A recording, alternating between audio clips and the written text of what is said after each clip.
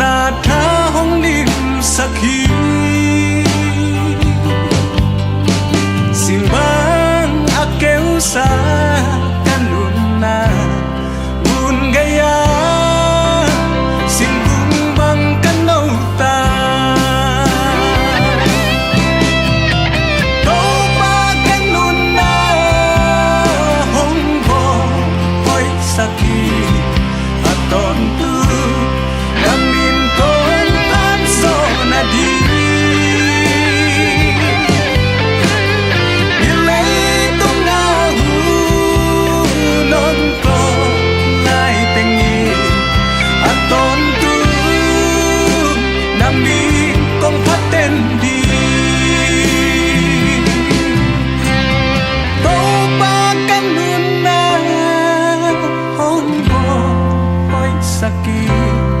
aton tu